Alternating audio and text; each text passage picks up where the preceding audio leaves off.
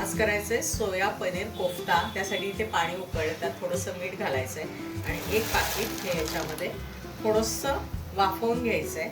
Gas बंद करायचं, पाणी उकळलेलं आहे आणि 10 मिनिटं तसंच ठेवूया त्याला। आता एक बटाटा उकळून घ्यायचा आहे आपल्याला। त्यासाठी काय वाटण लागतंय तर एक टोमॅटो घेतलाय, एक पूर्ण गड्डी लसूण घेतलाय, 2 छोट्याशा मिरच्या घेतल्यात, एक आल्याचा तुकडा घेतलाय, एक मोठा कांदा घेतलाय आणि 7-8 काजू घ्यायचे।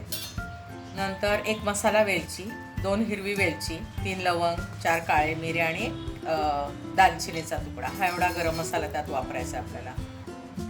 कांदा टोमॅटो सगळं आपण तेलात परतून घेतलं छान।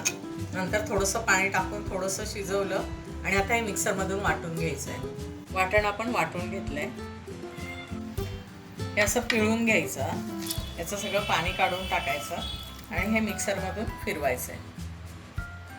मिक्सरमधून काढले आपण हे। आता एक बटाटा उकडला होता तो किसून घालायचा याच्यात। आता बटाटा किसून घेतला, पनीर किसून घ्यायचं आहे, कोथिंबीर घेतली आहे, थोडं मिरपूड आहे, एक पाव चमचा टाकायचा आहे। नंतर त्याच्यामध्ये घालूया आपण लाल तिखट आणि मीठ आणि कॉर्नफ्लॉवर घालायचं आहे आणि हे त्याचे गोळे करून घ्यायचे। असे सगळे त्याचे गोळे करून घेतलेत। आता हे तेल गरम झालं की त्याच्यामध्ये सोडायचे आणि तळून घ्यायचे कोफ्ते। असे छान सगळे क्रिस्पी तळून घ्यायचेत आपल्याला। कढईमध्ये तेल टाकलंय, मोहरी, जिरं, थोडंसं हिंग आणि तमालपत्र आणि हा वाटलेला मसाला।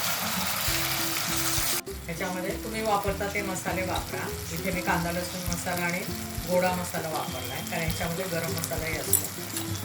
ते छान परतून घ्यायचं आहे।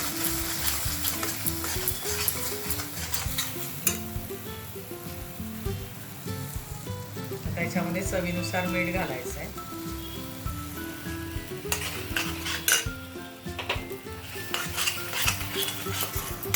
मसाला परतून झाला की याच्यामध्ये 2 चमचे दही घालायचे। त्याच्यामध्ये गरम पाणी घालायचे थोडं।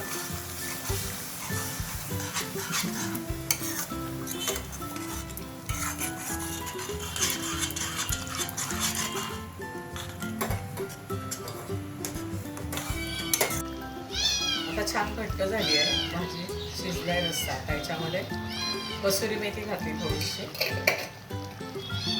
आणि हे आपल्याला तळलेले कोफ्ते। याला एक वाफ द्यायची फक्त। आता सोया पनीर कोफ्ता तयार आहे। फक्त हे 10 रुपयाच्या पाकिटामध्ये इतकी छान रेसिपी तुम्ही करू शकता। सोया पनीर कोफ्ता खूप छान रेसिपी आहे, नक्की